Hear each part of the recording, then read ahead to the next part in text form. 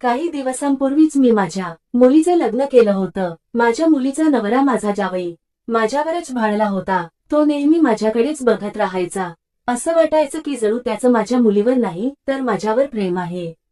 या सगळ्यामुळे मी खूप अस्वस्थ झाले होते। मला समजत नव्हतं की मी स्वतःला या परिस्थितीतून कसं वाचवू। माझा जावई दररोज माझ्या घरी यायचा आणि मी त्याला माझ्या घरी येण्या जाण्यापासून थांबवूही शकत नव्हते, कारण तो माझा जावई होता।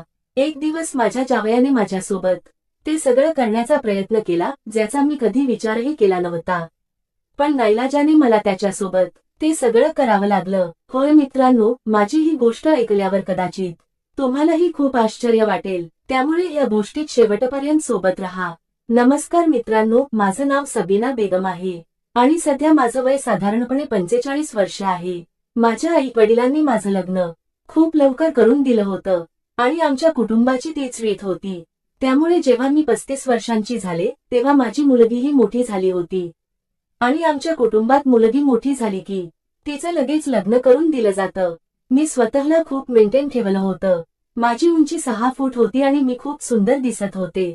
हेच कारण होतं की माझा जावईही माझ्यावर फिदा झाला होता। लग्नाच्या काही दिवसानंतर जेव्हा माझी मुलगी माझ्या घरी आली तेव्हा ती मला अजिबात आनंदी वाटत नव्हती। एक दिवस ती माझ्या अगदी समोर येऊन बसली होती आणि मुलीला अशा अवस्थेत बघून मलाही खूप काळजी वाटू लागली। चिंतेत मी माझ्या मुलीच्या चेहऱ्याकडे बघू लागले। मी तिच्याकडे बघत असतानाच तिच्या डोळ्यातून अश्रू ओघळू लागले, पण मला हेही माहीत होतं की माझी मुलगी छोट्या छोट्या गोष्टींवर रडते, कारण तिचं मन खूप कोमल होतं। मी तिला खूप लाडात वाढवलं होतं। मग मला असं वाटू लागलं की कदाचित माझ्या मुलीला सगळं कळलं असावं की तिचा नवरा तिच्यावर नाही तर माझ्यावर प्रेम करतो। माझ्या मुलीच्या लग्नाला 4 महिने उलटले होते। लग्न होण्यापूर्वी मी माझ्या जावयाला खूप चांगलं समजत होती, पण मी त्याच्या सभ्य चेहऱ्याने फसले होते। त्यावेळी मला माहीत नव्हतं की माझ्या जावयाची नजर माझ्यावर आहे आणि त्याला मी आवडते। माझा जावई तसा खूपच देखणा होता।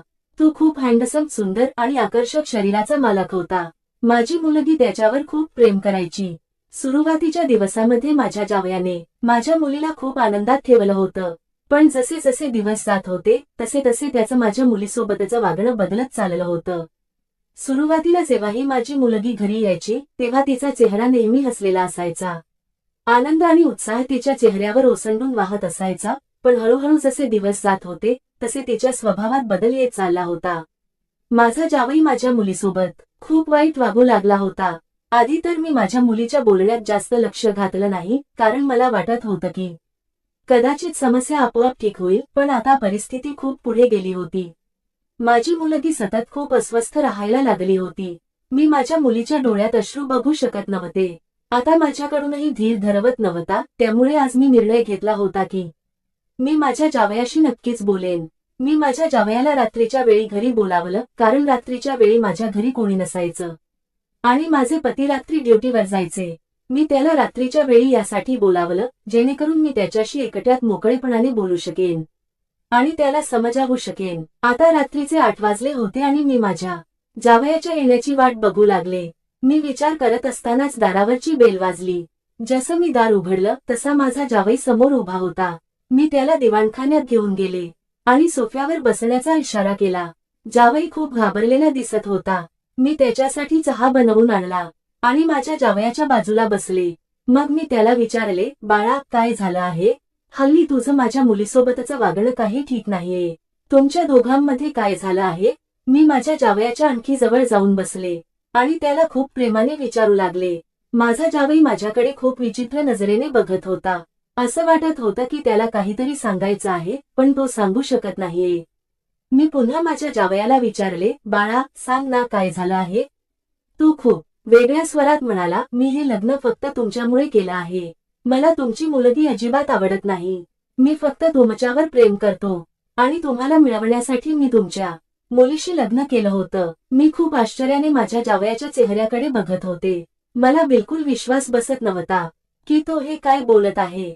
मग तो मला म्हणाला, माझ्याकडे याशिवाय दुसरा कोणताही मार्ग नव्हता, म्हणून मी तुमच्या मुलीशी लग्न केलं। मला तुमच्या मुलीत नाही तर तुमच्यात रस आहे आणि मला कोणत्याही परिस्थितीत तुम्हाला मिळवायचं आहे। सबीना बेगम, मला तुमच्या मुलीमध्ये काहीच स्वारस्य नाहीये। मला तर फक्त तुम्ही आवडता. माझ्या जावयाच्या अशा गोष्टी ऐकून माझा आत्माही थरारला होता. मला समजत नव्हतं की मी माझ्या जावयाला आता काय उत्तर देऊ. मी फक्त त्याच्याकडे बघत राहिले, पण अशी गोष्ट करूनही त्याच्या चेहऱ्यावर अजिबात लाज नव्हती. तो मला बघून हसत होता, पण माझ्या त्याच्याशी बोलण्याचं अजिबात धैर्य नव्हतं. मग मी थोडं धैर्य केलं आणि माझ्या जावयाला म्हणाले, माझं ऐक, हे कसं शक्य आहे? मी तर तुझ्या आईसारखी आहे आणि तुझी सासूही आहे. तू माझ्यासोबत असं कोणतंही नातं ठेवू शकत नाहीस. हेच चांगलं होईल की तू माझ्या मुलीसोबत आनंदी राहा. मी खूप रागाने त्याच्याशी बोलत होते, तेव्हाच तो मला म्हणाला, तुम्ही माझ्या आईसारख्या आहात, पण तुम्ही एक स्त्री देखील आहात. आणि माझी इच्छा प्रत्येक नात्यापेक्षा स्वतंत्र आहे. मला तुम्हाला कोणत्याही परिस्थितीत मिळवायचं आहे. आणि मी तुम्हाला खूप स्पष्ट शब्दांत सांगितलं आहे की मी तुमच्यावर प्रेम करतो. हे बोलून त्याने जोरानेसे माझा हात पकडला आणि ओढून मला त्याच्याजवळ बसवलं. मी खूप घाबरले होते. मी माझ्या जावयाला म्हणाले, बाळा, हे तू काय करत आहेस?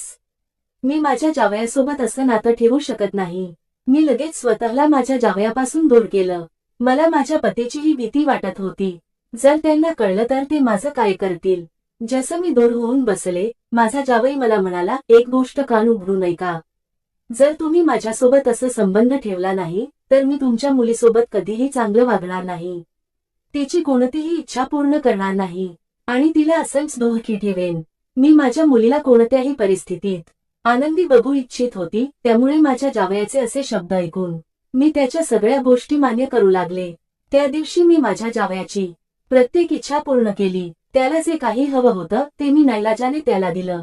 माझा जावई आता खूप आनंदी झाला होता. आता तो माझ्या मुलीसोबतही खूप चांगल्या प्रकारे राहू लागला होता.